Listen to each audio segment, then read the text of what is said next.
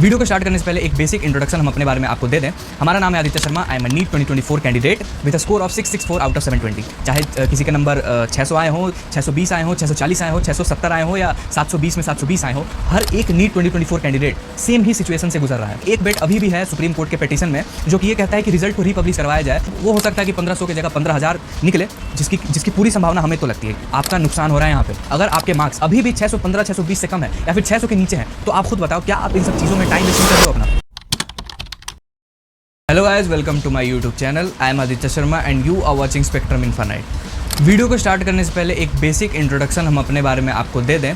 हमारा नाम है Aditya Sharma. I am NEET 2024 candidate with a score of 664 out of 720। ये हमारा दूसरा अटेम्प्ट था, यानी कि ड्रॉप ईयर था। 23 में हमने फर्स्ट अटेम्प्ट में एग्ज़ाम को दिया था, बट स्कोर उतना अच्छा नहीं रहा, तो 24 में हमने ड्रॉप लिया और वापस से नीट के एग्ज़ाम को रीअपीयर किया और वापस से दिया। तो फ़िलहाल के लिए हमें लगता है एटलीस्ट इस वीडियो के लिए इतना सा इंट्रोडक्शन काफ़ी है। बाकी हमारी क्या स्टोरी रही, क्या नहीं रही, कैसे हम अपने मिस्टेक्स को रेक्टिफाई किए और कैसे हम अपने फेलियर्स को टैकल किए जो कि हमें मॉक टेस्ट में देखने पड़ते हैं, इन सब चीज़ों को जानने के लिए और भी बाकी सारी चीज़ें हैं। जैसे अगर एक सब्जेक्ट में आपको दिक्कत आती है, जैसे काफ़ी स्टूडेंट्स को, किसी को फिज़िक्स में दिक्कत आती है, किसी को केमिस्ट्री में दिक्कत आती है, तो उस चीज़ को कैसे हैंडल करें, इन सब चीज़ों को जानने के लिए एक अच्छा जेईई और नीट गाइडेंस अगर आप चैनल ढूंढ रहे हैं तो बने रहिए और जुड़े रहिए हमारे साथ इसी चैनल पर सब्सक्राइब करके। अब बढ़ते हैं वीडियो में आगे। आज की टॉपिक क्या होने वाली है आपको तो टाइटल और थंबनेल से पता लग गया होगा। जी हाँ, 11 तारीख को 11 जुलाई को सुप्रीम कोर्ट में नीट 2024 मामले की हेयरिंग थी, बट अनफॉर्चुनेटली उसकी सुनवाई नहीं हो पाई और 18 जुलाई तक उसको वापस से एडजन कर दिया गया। पहले 8, फिर 11, फिर अब 18। तो अब हम यहाँ पे कुछ कर नहीं सकते हैं, 18 तक हमें वेट करना पड़ेगा। हम समझ सकते हैं आप सबके जैसे जितने भी नीट 2024 कैंडिडेट्स हैं, सबके जैसे हम भी उसी सिचुएशन में हैं जैसे कि आप हैं। चाहे किसी के नंबर 600 आए हों, 620 आए हों, 640 आए हों, 670 आए हों या 720 में 720 आए हों, हर एक नीट 2024 कैंडिडेट सेम ही सिचुएशन से गुजर रहा है ना, सेम ही पेन से गुजर रहा है। एग्ज़ाम देने के बाद अभी 2 महीने हो गए हैं एग्ज़ाम को। सोचा था कि पार्टी वगैरह करेंगे, सारे अभी ड्यू हैं और सारे पेंडिंग चल रहे हैं एक सिचुएशन के कारण। बट कोई नहीं, अभी हम लोग कर क्या सकते हैं उसको जानना ज़रूरी है और एक सल्यूशन जानना ज़रूरी है। काफ़ी स्टूडेंट्स अभी भी री नीट का सोच के बैठे हुए हैं और एक स्टेट ऑफ डिलेमा में है कि क्या पेपर दोबारा हो सकता है, क्या नहीं हो सकता। और बहरहाल जो भी जजमेंट आएगा वो तो अब सुप्रीम कोर्ट के ही हाथ में, ना ही किसी बड़े ऑर्गेनाइजेशन के हाथ में है, ना ही किसी कैंडिडेट के हाथ में, ना ही हमारे हाथ में है, ना ही सो कॉल्ड कोचिंग इंस्टीट्यूट्स के हाथ में।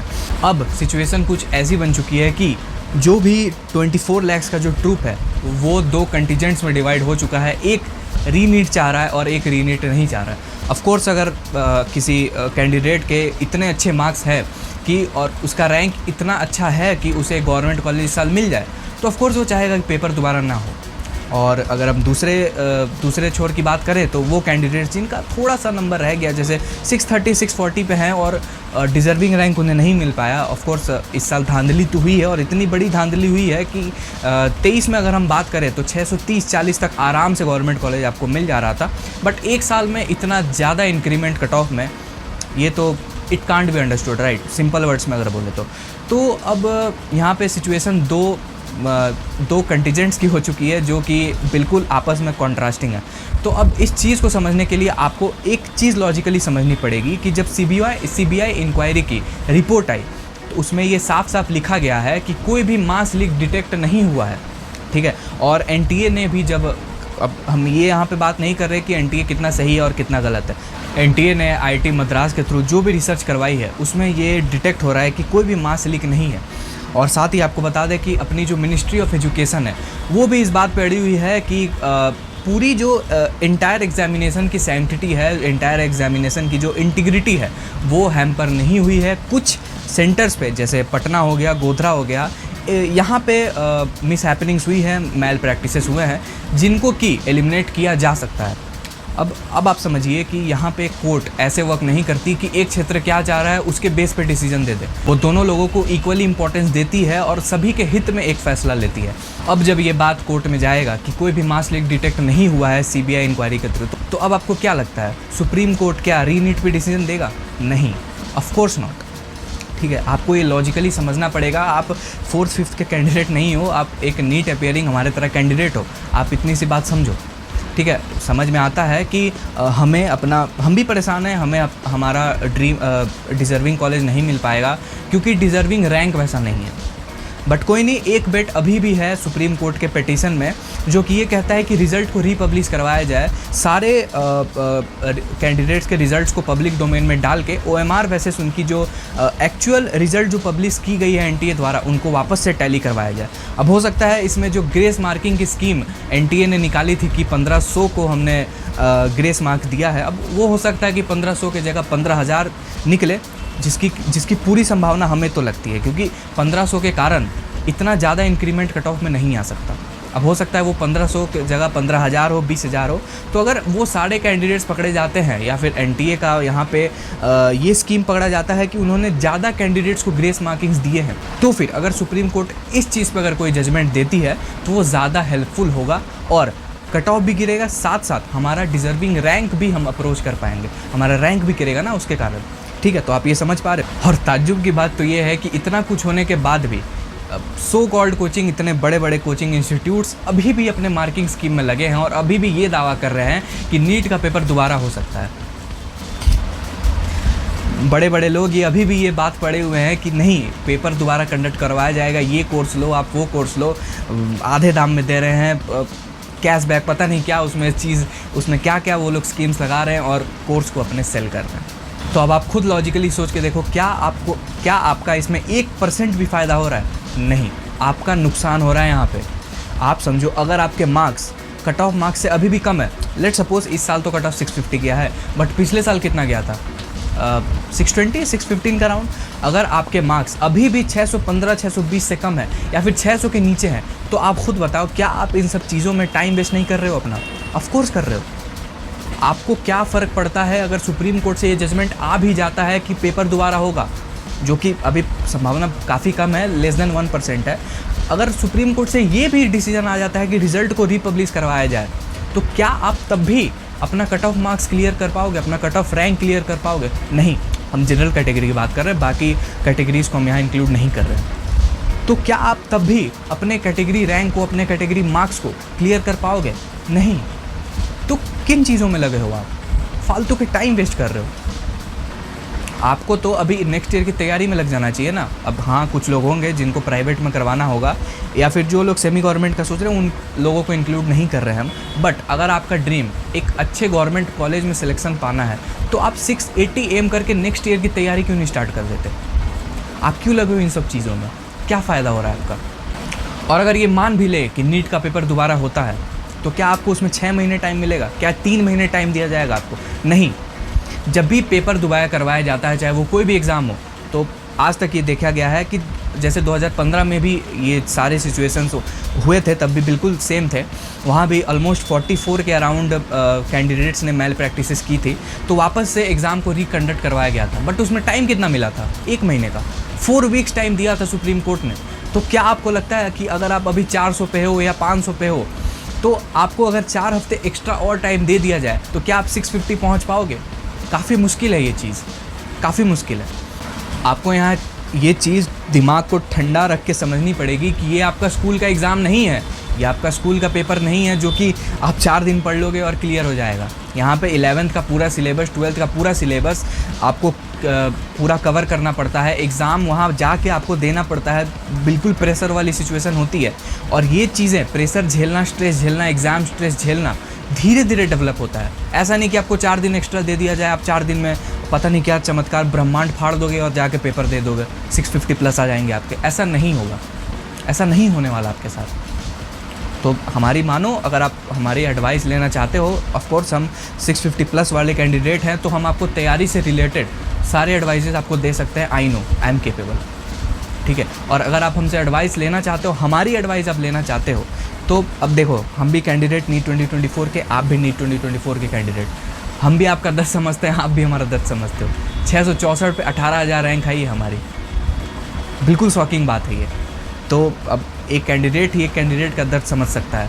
तो इस केस में आप हमारी मानो, किसी टीचर की मत मानो। हम बोलते चलो ठीक है, आपको जितने भी यूट्यूब क्रिएटर्स हैं, जितने भी टीचर्स हैं, उन पे आपको गुस्सा आ रहा है कि नहीं ये लोग कह रहे हैं कि नीट का पेपर दोबारा ना हो, वो लोग कह नहीं रहे ऐसा ही होगा, ठीक है, और हम भी कह नहीं रहे ऐसा ही होगा, आप देख लेना 18 तारीख को। तो सीधा अगर बात करें तो आप इन सब चीज़ों का चक्कर छोड़ो। अगर आपके मार्क्स 600 से कम है, 610 से कम है, या 615-20 से कम है, 620 से कम है मान लेते हैं, तो आप इन सब चीज़ों से अब ऊपर उठो और नेक्स्ट ईयर की तैयारी करो।